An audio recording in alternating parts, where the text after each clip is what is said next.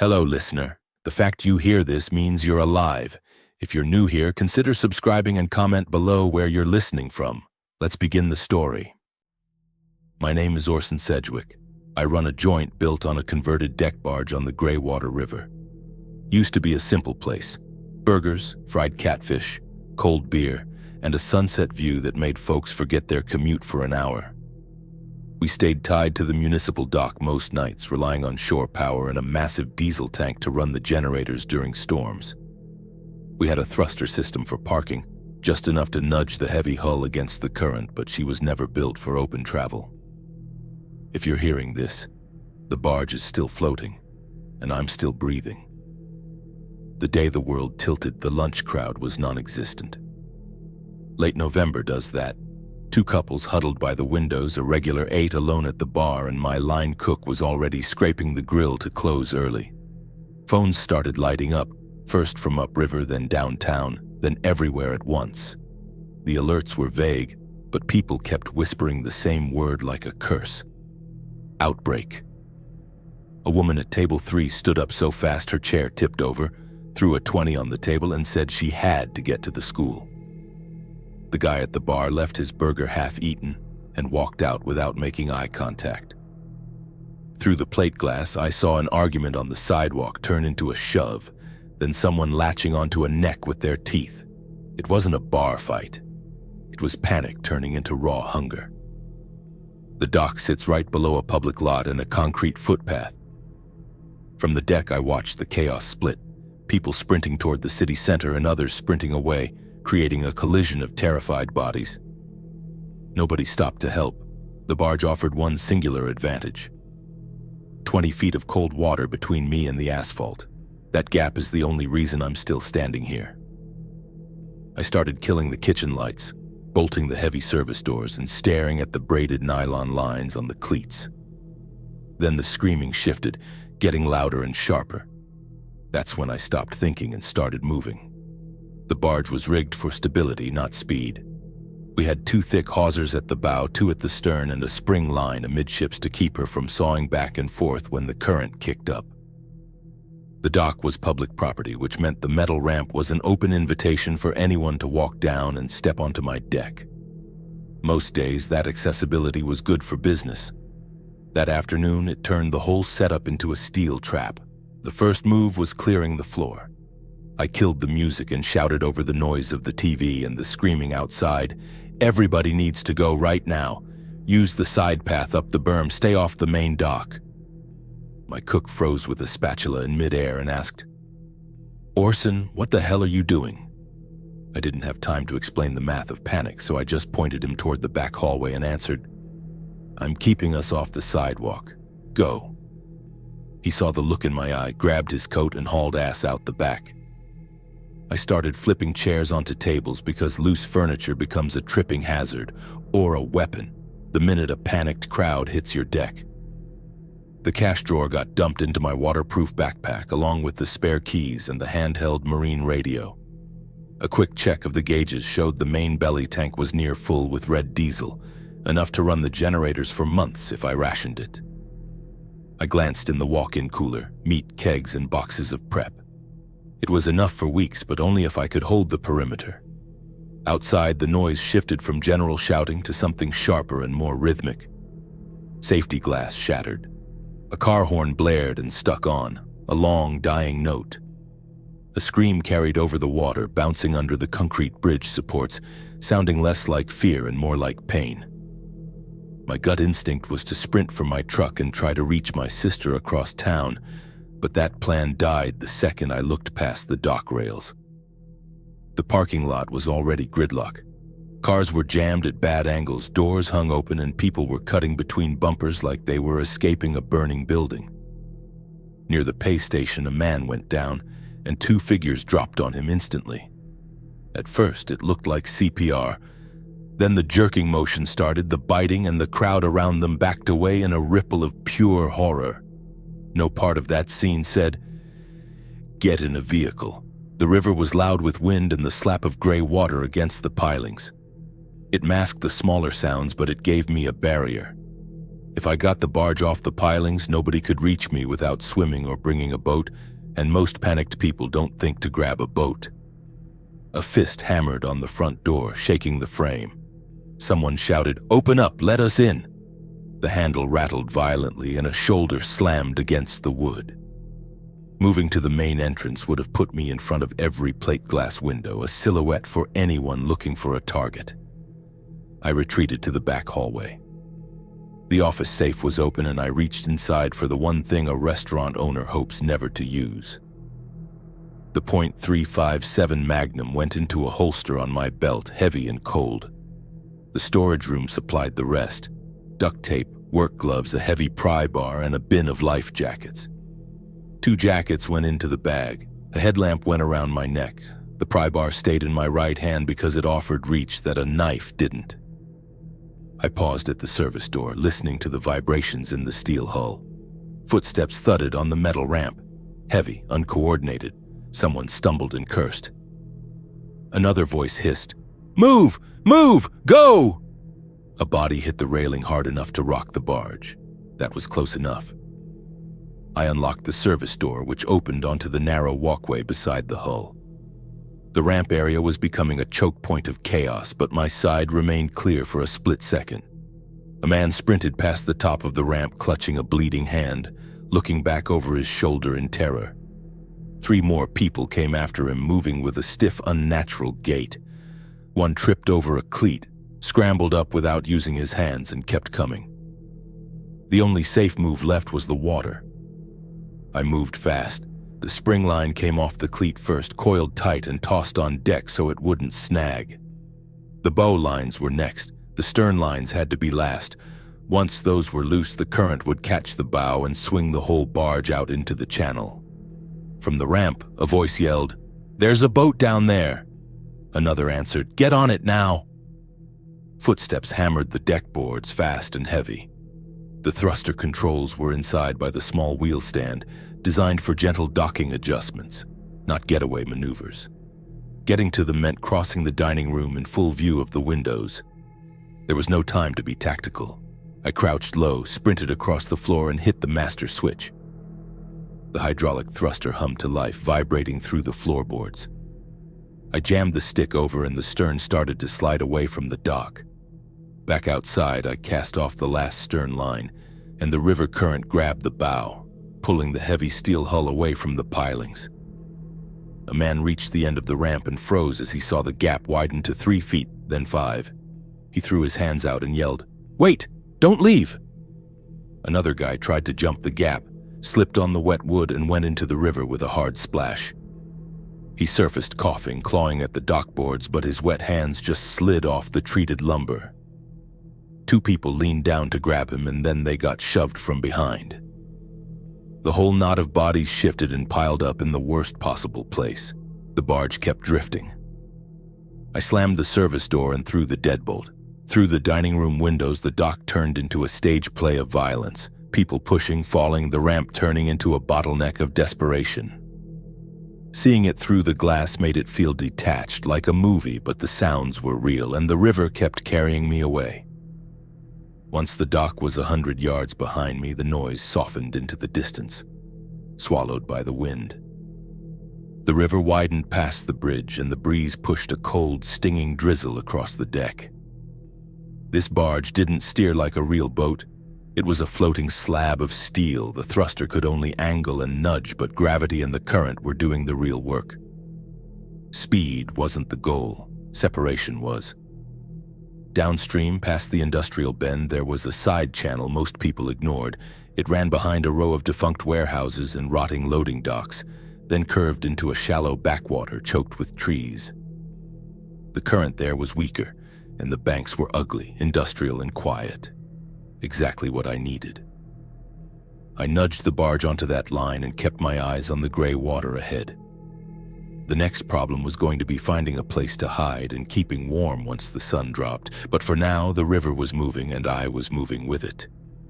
The side channel appeared on my right, a narrow, ugly cut through dying reeds and jagged concrete riprap. The water inside moved sluggishly, a dark contrast to the churning main current of the river. Rotted pilings poked out near the mouth like broken teeth, and the bank climbed steeply into a service road that ran behind a row of abandoned warehouses. Most boaters stuck to the main channel because it felt open and safe. This cutoff was the kind of dead-end trap where props got fouled and hulls got punctured.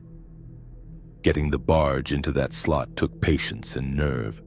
The current was still grabbing at the stern, trying to twist me broadside, and the thruster was built for gentle docking nudges, not precision steering in a flow. I had to fight the drift. The wheel stand offered minimal feedback, so the approach became a series of pulses. Burst, drift, correct, burst again. My eyes were locked on the water, scanning for snags. A half-sunk pontoon boat bobbed near the bank, bloated with rot, and I kept wide of it, letting the momentum carry me past before pulsing the thruster to swing the nose in. The barge responded slowly, heavy and stubborn, but she slipped through. Once the stern cleared the mouth of the channel, the roar from the public dock dropped away, replaced by the damp silence of the backwater. The river noise was still there, but distant, steady slaps on concrete and wood that helped mask the hum of my hydraulics. The warehouses along the left bank were towering skeletons of corrugated metal. Behind them, an old loading area formed a shallow pocket protected by broken rubber bumpers and a sheer concrete wall. It blocked the biting wind and, more importantly, the sight lines. That pocket hid me from the main river traffic, but it came with a tactical downside. If another boat turned in behind me, I had zero room to pivot. The thruster would only save me if I kept the exit lane strictly clear. 2 rusted steel cables dangled from a heavy I-beam above the loading wall, remnants of a crane system that hadn't worked since the 80s. They were reachable. The barge had her own lines, but tying off to the wall cables meant I wouldn't be grinding my hull against the concrete all night. I eased the barge in, sweat pricking under my coat despite the cold, until the bow was 3 feet from the wall. I held position with a short burst, scrambled onto the foredeck, and looped a line through the cable eye and back to my cleat. The stern line followed. Both knots were slippery hitches, secure enough to hold but designed to release with a single hard yank if I had to bail out fast. From the dining room windows, the view was a grim collage of wet concrete, decaying leaves, and gray tree trunks with narrow firing lines out to the channel. A roof check would have given me better intel, but a silhouette on a flat roof is a beacon for anyone watching from the far bank, so I stayed low. Through the gaps, the main river showed a few small skiffs hugging the shoreline, moving fast, not stopping. Movement caught my eye on the near bank 5 minutes later. A man sprinted down the service road, slipped on the wet asphalt, caught himself on a rusted railing, and kept running. He was limping. 2 figures followed him. They moved with a terrifying stiff-legged gait, shoulders loose and rolling, their pace mechanical. They didn't shiver in the cold rain, they didn't scan for threats. When they reached the spot where he'd slipped, they snapped their heads toward the sound of him crashing through the brush and followed without breaking stride. They looked like hunters who had forgotten how to be human. That sight was enough to kill any thought of going ashore tonight. Inside, the barge felt dangerously exposed. The dining room was essentially a glass box. Even with the concrete wall shielding one side, anyone walking the bank could spot movement inside. I knew I had to harden the target, but first I needed a routine that kept the ship secure and my head in the game. I instituted a blackout immediately. Anything that signaled open for business stayed dead. In the kitchen, I used the prep light only long enough to inventory the critical gear: knife roll, first aid kit, and the fire extinguisher. Then darkness again. The handheld radio sat on the stainless counter, volume low. The chatter was broken, panic-filled calls stepping over each other, with one exhausted dispatcher repeating that emergency services were overwhelmed and citizens should shelter in place. I checked the vitals. The main fuel gauge for the belly tank read 3/4 full, hundreds of gallons of red diesel. That was my lifeline. It meant the generators could run, but I couldn't be reckless. The walk-in cooler and the freezer were my ticking clocks. If I lost power, the frozen meat would thaw, and a massive chunk of my survival stock would rot in days. The battery bank could handle the small stuff: lights, radio, water pump. But keeping the cold storage running required the generator. The cold was already seeping through the hull. This barge was a steel tin. Once the sun dropped behind the warehouses, the temperature plummeted. A plan formed as I paced the darkened rooms, the .357 heavy on my hip. Tonight was about discipline. Stay in the pocket, keep the lines tight, and keep the interior warm enough to function. Tomorrow meant scavenging. I needed boards, tarps, and insulation to turn those windows into walls, and I had to find them without trekking deep into the city. Just as that plan settled in my mind, a motor idled nearby. It was close, a low rumble, maybe 50 yards out. Someone had turned into the channel to peek behind the trees. The sound hung there for a full minute, heavy and threatening. No one called out, no spotlight swept the glass. But the engine just sat there, idling like a predator sniffing the air. My hands froze on the counter. I stopped breathing, listening to the water lap against the hull, waiting for the rev of an engine that signaled an attack. Finally, the motor pitch changed, drifting back toward the main river. I didn't move for a long time, listening for the next boat that might decide to stay. Fortifying started the next morning because waiting around was a good way to get killed. The river remained a gray, churning mess, and the looming warehouses blocked the sun, keeping the air bitterly cold even after daybreak. I scanned the bank through the dining room windows. It was empty, but in this new world, empty just meant you hadn't been spotted yet. My barge was designed to welcome customers, which meant floor-to-ceiling glass and wide, inviting doors. Now those same features made me a sitting duck. Plate glass is essentially a billboard that tells everyone outside, hey, we have food, heat, and shelter in here. It also shows them exactly where to throw a brick, and I knew there was an industrial stretch a short run down the channel, a graveyard of loading ramps, stacked pallets, and half-open yard gates. It wasn't deep in the city, and it wasn't the kind of cozy spot families would pick for shelter, which hopefully meant fewer desperate people. But it still required stepping onto land, so the trip had to be surgical, fast, quiet, and planned. Before moving, I prepped the barge for a quick exit. The bow and stern lines got set in quick release loops. I packed a small go bag with work gloves, duct tape, a hand saw, and the first aid kit. I checked the .357 on my hip, feeling the weight of it, then pulled my coat over the holster. The thruster system wasn't built for roaming, so I kept the hull tight to the warehouse wall as I eased out, using short, controlled bursts and letting the slow backwater current do the heavy lifting. The first loading ramp came into view, flanked by a leaning stack of pallets and a metal cage full of rusted shipping straps. No movement on top, no fresh boot prints in the mud at the water's edge. I nudged the bow against the bank with a soft thud, looped a line around a rusted bollard, and stepped onto the gravel. Most of what I needed was sitting right there, ignored by the initial wave of looters. Pallets are the cockroaches of the industrial world. They're everywhere. Most are made from cheap, rough-cut pine, but they take a screw and they burn if you get desperate. I dragged 2 heavy pallets into a clear spot and flipped them. The boards came off with a pry bar and the handsaw. It wasn't carpentry, it was demolition, but the wood was usable. While I worked, I noticed something else valuable caught in the riprap along the bank. Driftwood. Massive, sun-bleached logs and branches that the river had coughed up and dried out over the summer. I tossed 3 large dry logs onto the deck. That was free fuel, better than the chemically treated pallet wood, and the river would bring me more every time it rained. A roll of heavy-duty canvas tarps sat on a dolly near a bay door, likely abandoned by a delivery driver who realized his schedule didn't matter anymore.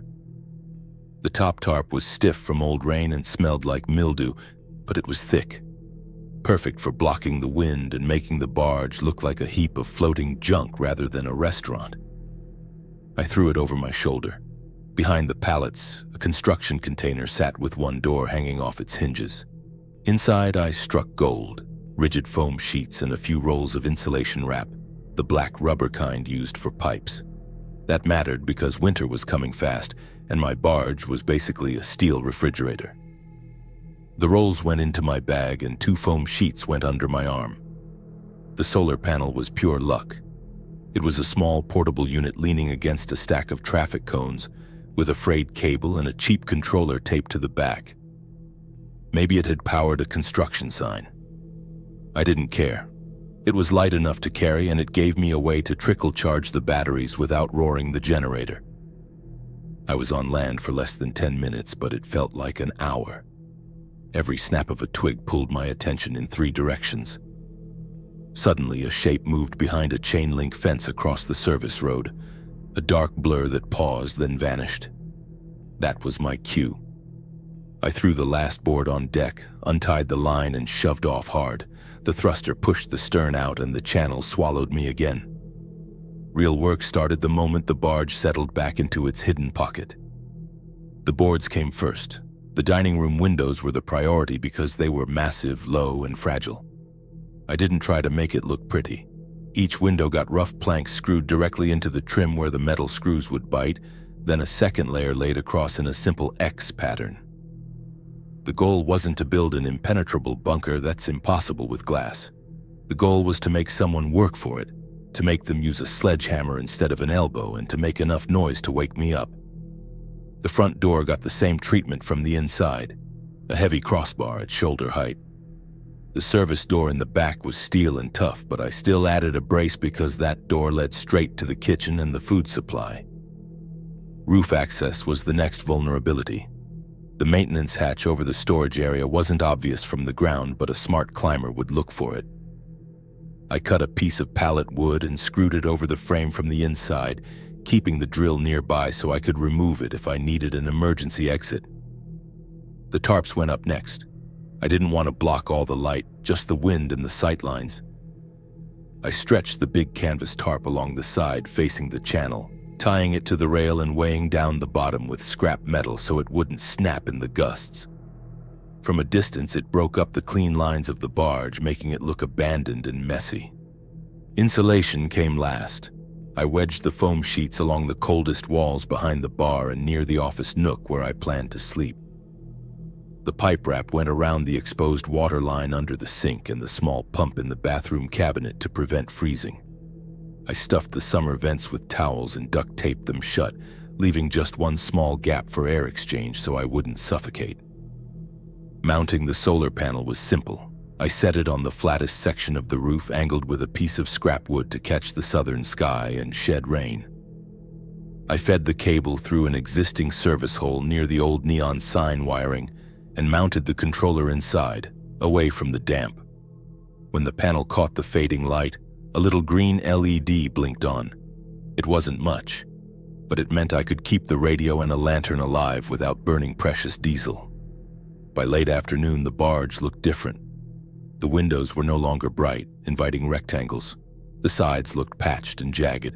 It looked like a wreck. That was the point. Right before dark, a small aluminum skiff drifted past the channel mouth on the main river. A man stood in the center, scanning the warehouse line with a pair of binoculars, slow and methodical. He didn't turn in, and he didn't speed up. He was scouting. That told me 2 things. I wasn't the only one looking for a hiding spot, and I didn't have much time before visitors came knocking. Cold settled in hard after the first real rain, turning the river from a scenic backdrop into a hostile neighbor that wanted to kill you. The looming warehouses blocked the weak winter sun, and the wind rifled down the channel, finding every microscopic gap in the barge's plating. With the windows boarded up, the dining room stayed darker and quieter, but it also became a meat locker. That changed the entire survival schedule. Staying warm became the full-time job. The barge offered 3 ways to fight the freeze. The commercial kitchen stoves could throw heat fast, but they guzzled propane, and once those tanks were empty, they were just heavy metal boxes. The vessel had a diesel heater in the maintenance locker, a heavy-duty unit meant for keeping pipes from bursting during the shoulder season. It tapped into the main belly tank, which was great, but it hummed when it ran. Silence was survival, so I kept that as a backup. The best option was the little black box, a compact cast-iron solid-fuel stove an old owner had installed years ago for winter parties. It wasn't fancy, but it did one thing perfectly. It turned scavenged wood into life-saving heat without electricity. Getting it operational took a full, dirty afternoon.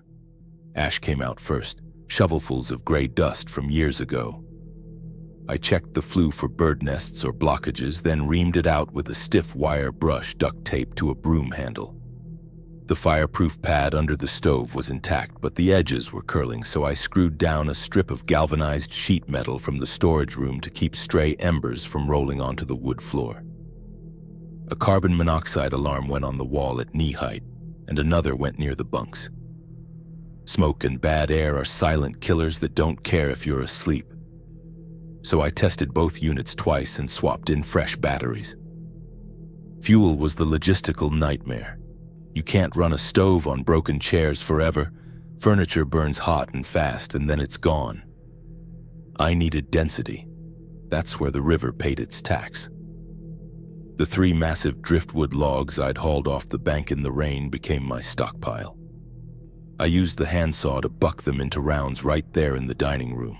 The wood was damp on the bark but bone dry in the center. I mixed that with broken pallet slats and a few cracked bar stools for kindling. The rule was strict: no pressure-treated lumber if I could avoid it, no plastic, and absolutely no painted foam. Burning that trash creates poison gas and a thick black smoke that smells like a tire fire. A beacon for anyone 5 miles downwind. The first fire was tactical. I put in a few dry slats, kept the intake vent wide open, and watched the stove and the flue for 10 straight minutes like a hawk. Outside, the exhaust was a thin gray wisp that climbed quickly into the wind. It didn't pour out like a steam engine. It didn't hang low over the water. That mattered. Once the cast iron absorbed the heat, it began radiating warmth into the dining room and down the hallway. The barge stopped feeling like a tomb. I had to manage that heat carefully. Trying to keep the whole open-plan restaurant at 70 degrees would have burned through my woodpile in 2 days. So, I zoned the barge. The kitchen in the corner of the dining room nearest the stove became the warm zone. The office nook became dry storage for batteries and tools. The far end of the dining room stayed cold, a no-go zone blocked off by a wall of stacked tables and chairs that acted as a windbreak. Cooking followed the same logic. I used the propane stoves in short, intense bursts, mostly to boil river water and cook off the meat from the freezer before it could spoil. A massive pot of beef stew did double duty, food for 3 days and a radiant heat source that stayed warm for hours. The smell stayed trapped inside because I kept the doors deadbolted and the vents choked down. When the propane gauge started dropping, the menu shifted. More rice, more canned beans, more catfish. The diesel heater stayed cold, waiting for the nights when the temperature dropped below 0 and the wood stove couldn't keep up. On those brutal nights, I'd run the diesel unit for 20 minutes to take the edge off, then let the wood carry the rest. Water was part of the heat equation because drinking ice-cold water drains your body temperature. The bathroom sink became the hygiene station. A jug of filtered river water sat near the stove to stay tepid. I washed my hands and face religiously. Wet clothes got hung in the warm zone near the ceiling.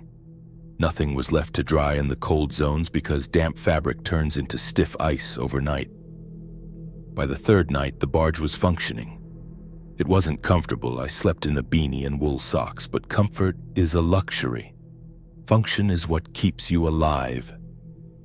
Late one evening, a dull thump vibrated through the hull. It wasn't loud, but it was distinct. The sound of wood or fiberglass hitting steel. The stove door was latched, the kitchen light was dead, and the only sound inside was the low tick of cooling metal. A second thump followed, then a long scrape, like a small boat drifting along the wall and rubbing against my rivets. The channel hid me, but it didn't make me invisible. My hand didn't go to the pry bar this time. It went to the holster on my belt. I drew the .357, thumbed the hammer back, and pressed myself against the wall beside the boarded window. I waited, breathing through my nose, listening as the sound moved past the pocket and faded back toward the main river. No voices carried over the water. No flashlight beam cut through the gaps in my tarps. Whoever it was kept moving. It was a stark reminder. Heat kept me from freezing, but the smoke anchored me here. Someone out there was testing the banks, and eventually they'd wonder why one specific patch of darkness never seemed to move. Food and water were the silent killers, the things that could end this run faster than any armed stranger in a boat. Once the first hard freeze settled in, those basics stopped feeling like supplies and started feeling like a full-time job. The barge started with a fully stocked commercial kitchen, which felt like hitting the lottery at first, but I quickly realized it was just a countdown clock. The chest freezers were packed with cases of wings, ground beef, sausage links, and premium steaks meant for the weekend rush. The walk-in cooler held tubs of prepped vegetables, sauces, and blocks of cheese. But none of that mattered if I couldn't keep it cold or cook it before the rot set in. Power was the dictator. It decided what stayed frozen and what turned into garbage.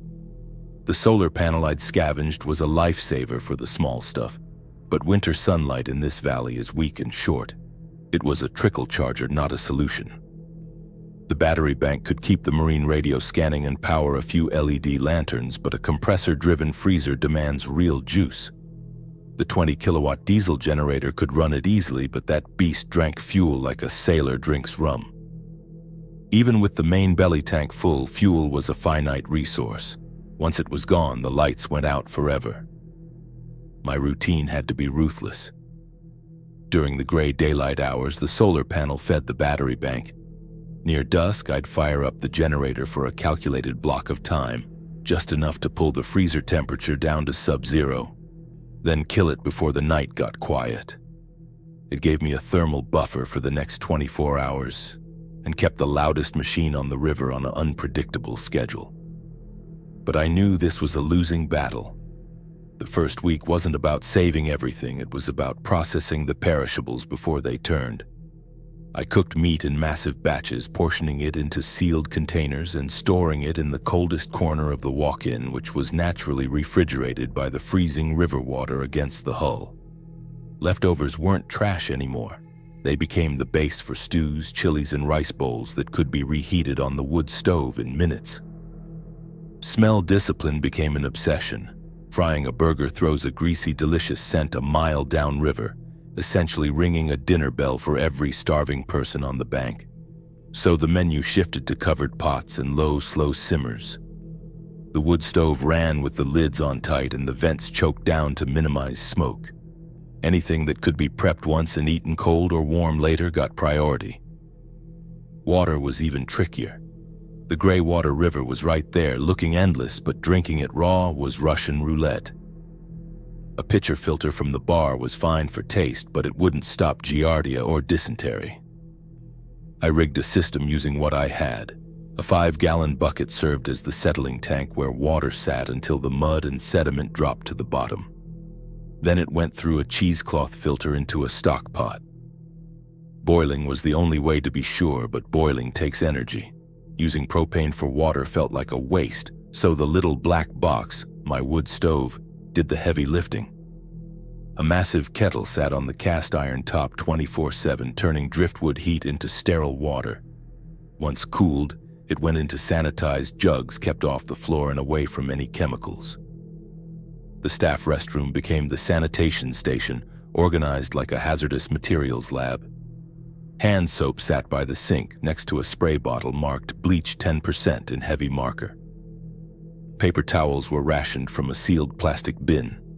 The toilet flushed as long as the pressurized tank held out, but I knew that system would fail eventually. When the pressure died, a lidded 5-gallon bucket lined with heavy-duty trash bags took over. It was grim but necessary. I kept a scoop of powdered lime and disinfectant nearby because in a confined space, smell travels and sickness spreads like wildfire. One rule was absolute. Nobody touches food without a scrub down, even if the water is freezing and your knuckles are cracked and bleeding. Fishing stopped being a hobby and became the long-term survival plan. The river was full of catfish, carp, and whatever else bottom-fed in the murky channel. I had some tackle from the restaurant's promotional days, plus the gear I'd found on the industrial ramp. A rod was okay for passing time, but the real work was done by set lines, trot lines.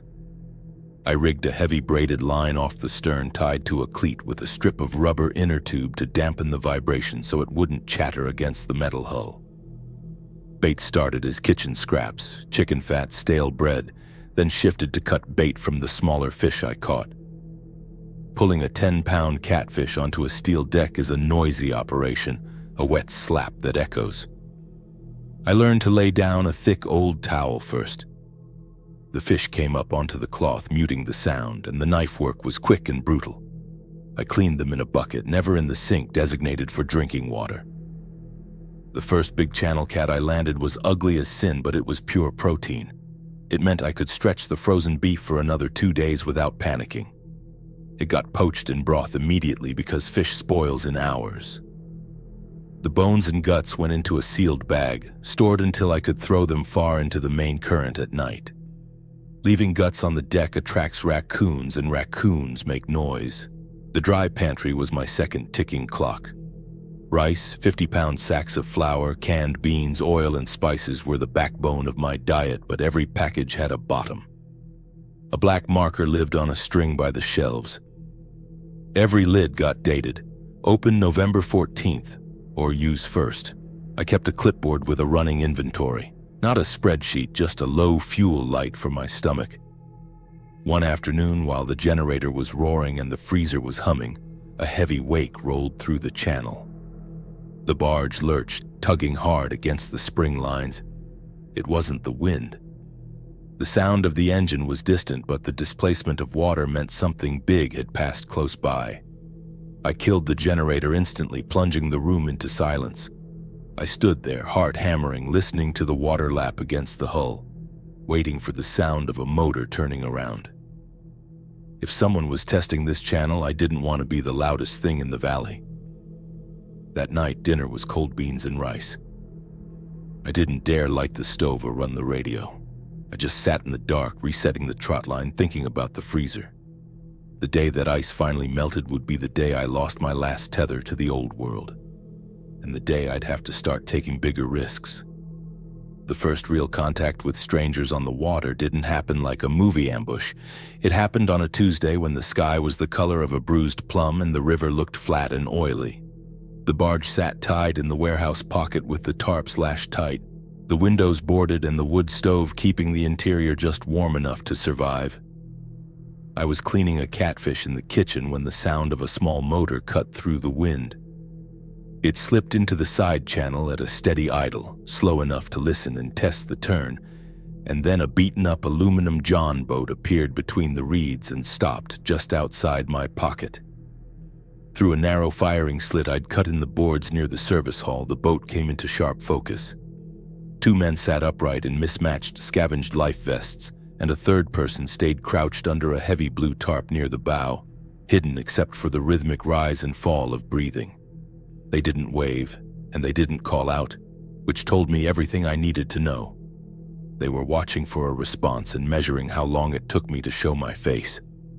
Letting them sit there in silence felt like giving away a tactical advantage, so I grabbed the fire extinguisher from the kitchen wall with my left hand and rested the heavy .357 Magnum on the window ledge with my right. I slid the side window open just enough to carry my voice and said, "Kill the motor, hold your position right there and keep your hands off my lines." The man on the tiller looked up toward the boards, his face hard and wind-burned, and answered, "We're not here to start trouble, friend. We've been on the water for 2 days, we're freezing, and we need food and a warm place for the night." I kept the barrel of the revolver just inside the shadow of the frame and said, "This spot is taken and we aren't open for business. Keep moving downriver." The second man, sitting on the middle bench, leaned forward and tried to force a smile that didn't reach his eyes and said, "Come on now. We saw smoke yesterday. We know someone lives here and we've got kids with us under this tarp who haven't eaten since Sunday." The tarp shifted slightly, but no child spoke, and that mismatch between the story and the reality made my stomach tighten. I shifted my aim toward the waterline of their boat and said, "Turn around, now." The tillerman didn't move his hand to the throttle. Instead, he let the boat drift a few feet closer as if the current was doing it for him and answered, The main river has fights and people taking boats. We're just trying to stay out of that mess. We're regular people. I wasn't buying it, so I said, if you want to trade, drop whatever you have in the water and back out 50 yards. I'll pull it in, look at it, and if I want it, I'll float food back to you. But nobody steps on this deck. The second man's smile thinned into a sneer and he said, we aren't dogs, man, we're people. You can't hoard all this heat to yourself while we freeze. The bow of their boat bumped against my hull, a soft thud that vibrated through the floorboards. The second man stood up, balancing on the swaying bench, and reached for my rail. I didn't hesitate. I jammed the nozzle of the fire extinguisher through the gap and said, back off or you get the chemical. The second man gave a short, arrogant laugh and said, what, you gonna dust us? Open the damn door before we pry it open. I didn't say another word. I just squeezed the handle. A blast of white chemical powder hit them at point-blank range, engulfing the bow and the midsection of their boat in a choking, blinding cloud. The second man jerked back, screaming and clawing at his eyes, and the tiller man cursed, coughing violently as the white dust coated his throat. Under the tarp, the crouched person scrambled up, coughing and gagging, and revealed herself, not a child, but a woman with a tire iron in her hand. She yelled, he's got pepper spray or something, get us out! As the cloud settled, I stepped back from the gap and leveled the magnum through the opening, making sure the sunlight caught the steel barrel. I said loud and flat, next time it won't be powder. I have a clear shot at your engine and your chest. Leave. The tiller man wiped his eyes with the sleeve, saw the gun, and finally understood the math of the situation. He slammed the throttle into reverse, spinning the prop in the mud, and the boat lurched backward. He shouted, you're a dead man. You think you can hold a barge alone? We'll be back with friends. I watched them over the sights of the revolver and answered, bring them. I've got plenty of ammo and nothing to lose. The John boat backed out of the channel in short, angry corrections, the engine whining as they fought the reeds. Before they cleared the turn, the second man, eyes still streaming, looked back and screamed, we'll remember this, mark the spot. It wasn't just a threat, it was a tactical command. The motor carried them out to the main river, fading into the distance until the channel returned to the sound of wind and water. It wasn't a victory, it was an escalation. Someone out there now confirmed this barge had heat, food, and defenses, and they knew exactly where it was anchored. After dark, I kept the wood stove fed, checked the lines 3 times, and sat in the kitchen with the lights off and the gun on the table.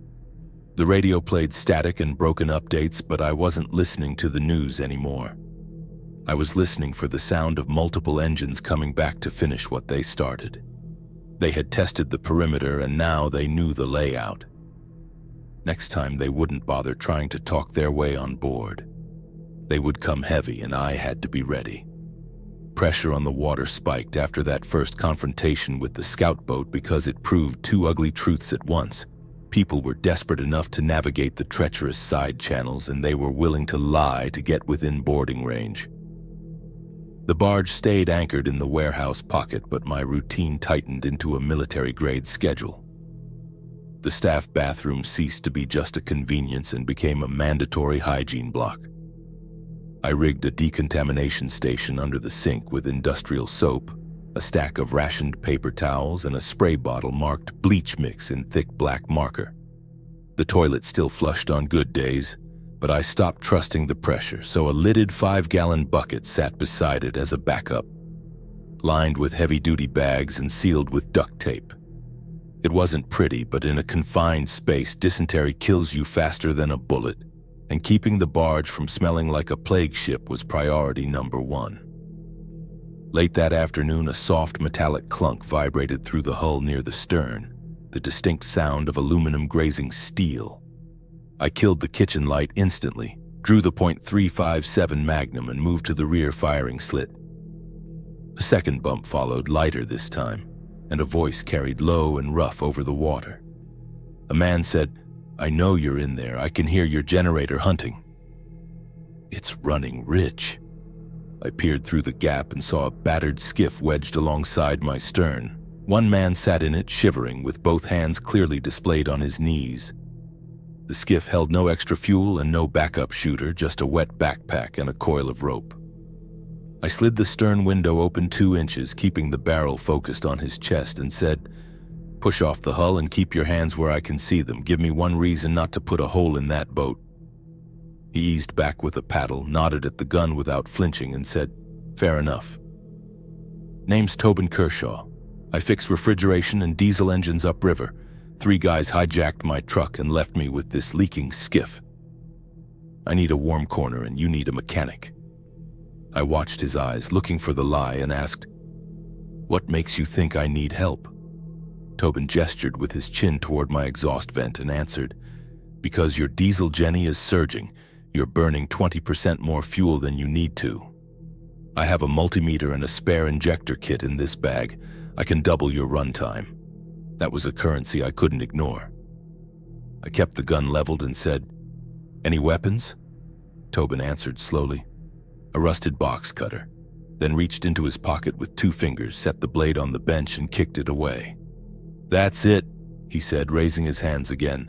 "I'm just a tech looking for a trade." I unchained the stern door but blocked the opening with my body and said, "First stop is the bathroom. Scrub your hands and forearms until they're red, then wait by the table. You make a sudden move, you go in the river." He climbed onto the platform stiff from the cold and followed the order. When he opened his bag, it wasn't full of junk. It was professional-grade tools, electrical tape, and a headlamp. He went straight to the freezer panel, tapped a component with a screwdriver, and said, "This relay is sticking. It's forcing the compressor to run overtime to chase the same cold. I can bypass it." He scribbled a new, shorter generator schedule on a napkin and pushed it across the bar. He had bought his ticket. 2 days later, a kayak sliced into the channel, hugging the bank with silent, controlled paddle strokes. The paddler stopped 10 yards outside my pocket, rested the paddle across the cockpit, and raised one open hand. A woman called out, "I know you have a mechanic on board now.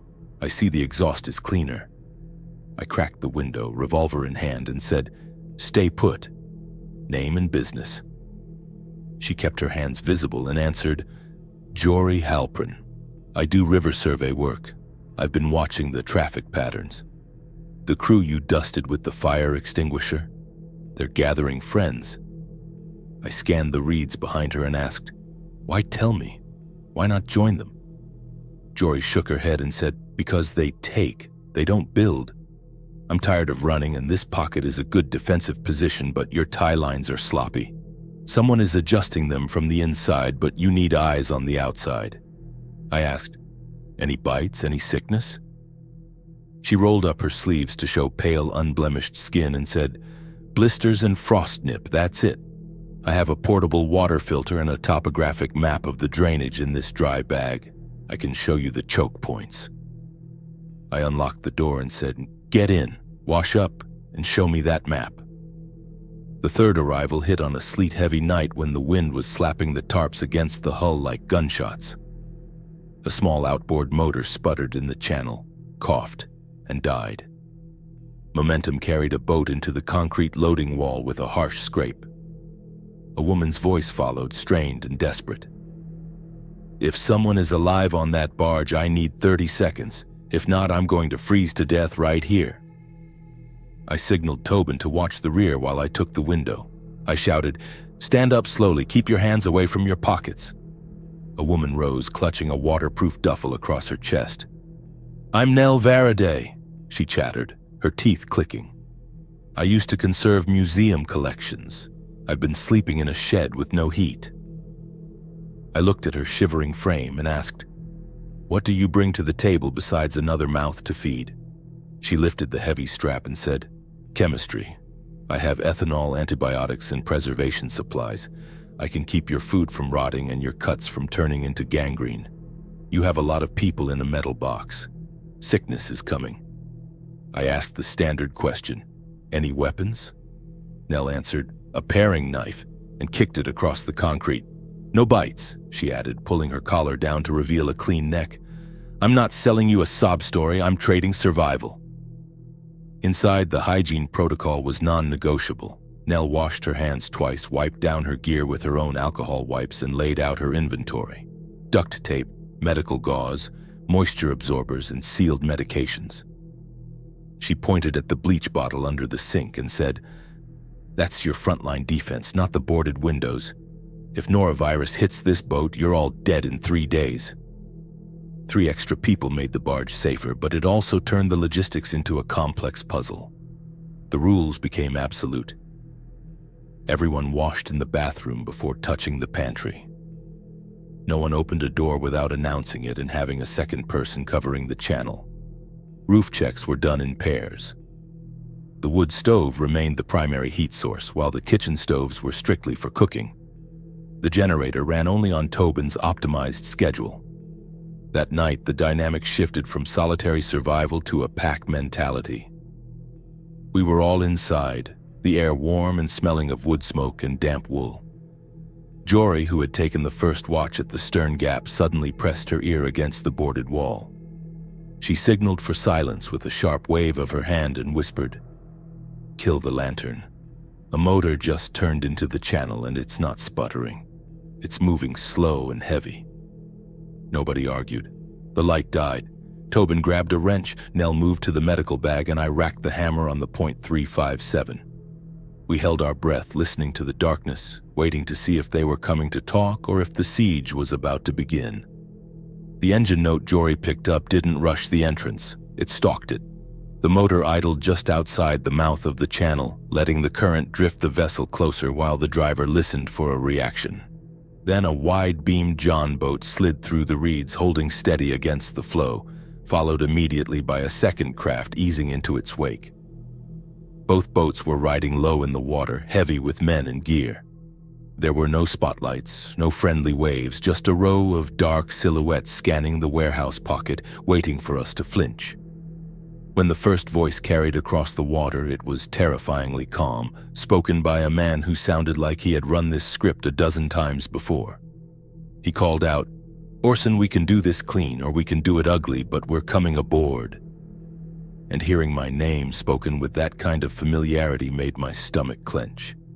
I kept the lights dead, cracked the side window just enough to rest the barrel of the .357 on the sill, and answered, "Back out of the channel while you still have an engine. This isn't a negotiation." The leader didn't flinch. He held his boat steady in the eddy and yelled back, "We know you have a generator and we know you have food. We're freezing, Orson, and we aren't leaving empty-handed." Inside the dark kitchen, Nell gripped the edge of the prep table, her knuckles white, and whispered, "He knows your name because the first crew talked. They know exactly what this target is worth." Jory crouched low near the stern firing slit, watching the second boat through her binoculars, and added, "2 boats, 4 men visible, maybe more under the tarps. They aren't here to beg, they're here to breach." Tobin stood by the mooring lines, a heavy pipe wrench in his hand, his eyes locked on the water, quiet and focused. The leader pushed again, his voice hardening. "Tie us up for the night, share the heat, and nobody gets hurt," he lied. But before I could answer, a woman in the rear boat lost her patience. She leaned forward, her voice sharp and jagged, and screamed, "Stop asking him! We saw the boards and the smoke. They're sitting on a stockpile while we freeze." We shut the window and stepped back into the shadows because talking through a crack just gives a sniper a target. The wood stove was humming, radiating the heat that had drawn them here like moths to a flame. Suddenly a soft splash came from the stern, followed by a wet, dragging sound. It wasn't driftwood. Tobin tilted his head, listening to the friction against the hull, and hissed, "They put a swimmer in the water. He's feeling for the stern line to cut us loose." I moved to the window again and shouted, "Call your swimmer back or he doesn't come up." The leader didn't deny it, he just dropped the pretense. "Open the door and talk like adults or we strip this barge down to the waterline," he answered, and his tone shifted from a request to a schedule. A wet rope slapped against the metal hull, and then the barge gave a sickening lurch, tugging against the bowline. It felt wrong, mechanical. Nell looked at me, eyes wide, and said, "They aren't cutting us loose, they're hooking on. If they pull us off the wall, we lose our cover." Tobin realized the danger instantly and said, "If they swing the stern out, they can broadside us and crowd the doors. We have to clear that line." Tobin didn't reach for salt or pepper. This wasn't a cartoon. He grabbed the massive stockpot of water that stayed boiling on the wood stove for purification. "Cover me," he snapped. I moved to the stern gap, thumbed the hammer back on the revolver and aimed blindly into the darkness near the waterline. Tobin unlatched the stern door, opening it just a hand's width. He didn't look. He just tipped the heavy pot, sending 5 gallons of boiling water cascading down the side of the hull directly onto the rope and the hands working it. A scream cut through the channel, raw and immediate, the sound of a man in absolute agony. The rope went slack instantly as the swimmer let go, thrashing away from the hull like a scalded cat. I fired a single shot into the water 10 feet behind the boats, the boom of the Magnum rolling like thunder between the warehouses. "Next one goes in the hull!" I roared. Outside, the impatient woman screamed, "He's burned! Get him!" And the leader finally broke his calm facade. "Pull him in! Go, go!" he yelled. The engines revved hard, frothing the water as both boats spun around, abandoning the attack to retrieve their injured man. We listened to the motors fade back toward the main river, hearts hammering against our ribs. Nobody cheered. We just stood in the dark, breathing hard. The leader's voice drifted back one last time, faint but clear. "We aren't going away, Orson. You have to sleep sometime." Jory stayed at the peephole until the reeds swallowed them, then turned to us and said, "They'll be back with more firepower, and they won't come at night next time. They'll come at first light." Tobin wiped his hands on a rag, looked at the thruster controls and said, "Next time they skip the talking, we need to be rigged to run the second a rope touches our deck." Nell nodded, her face grim, and added, "If they bring ladders or Molotovs, this pocket becomes a coffin." We immediately went to work. Lines were retied with slip knots for instant release. Gear was shifted to the center of the room to stabilize the load. The control area was cleared of debris. We set a rotating watch. 1 person at the stern, 1 at the bow, 1 by the stove. We spoke in whispers. If a boat touched us again, we wouldn't fight for the wall. We would cut loose and run. Sleep came in short, terrified bursts, and near midnight, the sound of an engine rolled in from upstream again, closer than it should have been. They came back at first light, bringing enough horsepower to make their intentions obvious. 3 John boats lined up outside the channel mouth, engines idling with a low, predatory growl, while a 4th boat sat further out on the main river, acting as a blocker ready to swing across and trap us in the kill box. Jory watched through the stern firing slit and said, "Same crew plus 2 more hulls. They aren't hiding the ladders this time." Tobin leaned close to the thruster controls, his face pale but set, and answered, "They'll swarm us from different angles. We cut the hard lines the second they touch the rail. I need the current to take us, or we're dead standing still." Nell stayed near the stove, gripping a flare gun we'd found in the emergency bin, quiet but ready. Nobody waited for a speech. The lead boat surged forward. A man swung a grappling hook, and it clattered over our rail, biting deep into the steel. The barge groaned against the warehouse wall, the sound of metal on concrete screeching like a dying animal. I drew the .357, kept my voice low, and said, "Do it now, no hesitation." Tobin hit the thruster switch, not to fight the river, but to kick the stern out into the flow. As the hull shifted, the pirate rope went taut, pulling their bow dangerously low. I stepped into the gap, leveled the revolver at the man holding the line, and shouted, "Drop it or you bleed!" He hesitated, looking at the gun, then at his leader. I didn't wait. I fired a round into the gunwale inches from his hand. The boom was deafening in the enclosed channel. He screamed, dropped the line, and scrambled back. Jory didn't flinch at the gunshot. She swung a machete and hacked through our own stern line in one clean stroke. "Stern is free," she yelled. The current grabbed the heavy steel hull instantly, ripping us away from the wall. They didn't give up. The second boat roared in, trying to pin our bow before we could swing fully into the channel. A boarder tried to leap across the gap. Nell stepped forward and fired the flare gun blindly through the window. The magnesium slug skipped off their aluminum deck, hissing and spitting blinding red light. The driver swerved in panic, slamming into the wall we had just left. I looked at Jory and yelled, "Cut the bow, go!" She sliced the last rope and the barge lurched free, sliding sideways into the deep water of the side channel, gathering speed as the main current caught us. We were moving, but we were heavy and slow. Their boats recovered fast, buzzing around us like angry hornets. The blocker boat on the main river started to swing in to cut off our escape route. We couldn't outrun them. Tobin fought the wheel, trying to aim for the narrow cut on the left bank, and shouted, "They're faster! They're going to board us before we hit the gap."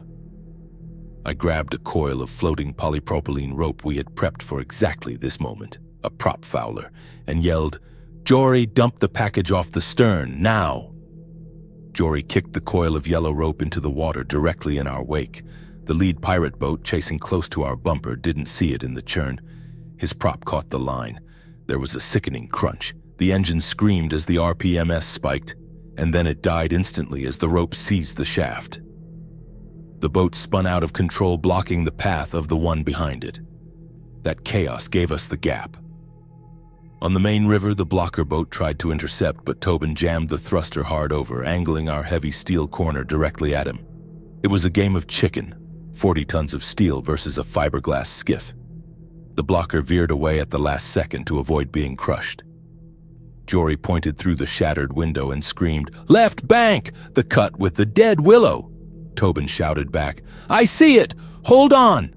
and slammed the thruster in reverse to pivot our nose. The barge slid into the narrow reed-choked inlet with the grace of a brick, branches scraping violently against the sides. We cleared the entrance by feet. The water ahead went still and dark under a canopy of trees. Behind us, the pirate boats hesitated at the narrow mouth, unwilling to follow a heavy barge into a blind trap where their speed meant nothing. The leader's voice drifted in, furious and fading. "You can't hide forever!" But he sounded defeated. Tobin killed the thruster once we were deep enough to vanish. The silence that followed was heavy, broken only by the sound of our own ragged breathing and the clicking of cooling gun barrels. My hands started to shake and I watched the entrance, waiting for the reeds to move, but the river remained empty. We hunkered down in that choked-off backwater for 2 days before the adrenaline crashed hard enough for anyone to sleep a full night. The willow trees and dense reeds acted as a natural ghillie suit for the hull, and the water in the cut was dead still. The barge stopped banging against concrete and finally felt like a vessel we could control again. But silence is heavy. We kept the blackout curtains tight and the noise discipline absolute. Every dropped wrench or loud voice was a flare gun signaling our position. The pirates didn't follow us in immediately. Jory watched the channel mouth through her binoculars, scanning the tree line, and whispered, "They're circling. They know we're in here, but they don't know the depth, and they're scared of getting stuck in the mud." Tobin cleaned his pipe wrench with a rag and answered, "Or they're waiting for us to starve out. Either way, we don't make a sound until we have to." That paranoia kept us sharp. Heat remained the primary currency. The little black box wood stove ran on a slow burn using scavenged driftwood, keeping the damp out of the main cabin. The diesel heater stayed cold, preserved for a true emergency because silence was worth more than comfort. The bathroom remained Nell's domain, the sanitation station. She was militant about it, wiping down handles with bleach solution and forcing everyone to scrub their hands despite the cracks and the cold. It wasn't about being polite. It was about preventing infection in a world without antibiotics. Food shifted from restaurant luxury to survival rations. The last of the freezer steaks were cooked off in a massive stew and eaten before they could spoil. After that, the generator stopped running for the freezer. It became just a battery charger. We lived on rice, beans, and whatever the trot lines pulled up from the mud. Jory taught us how to set the lines so the current didn't foul them, and we ate catfish until the taste was just background noise. We stopped pretending the barge was a permanent home. It was just a life raft with a heavy engine. The warehouse pocket had been a lucky first hide, and this inlet was better, but both were temporary. We lived ready to run. The mooring lines were always rigged with slip knots now. My go bag sat by the service door, packed with water, the handheld radio, and a box of .357 rounds. We kept a logbook on the bar: fuel usage, calories consumed, maintenance notes.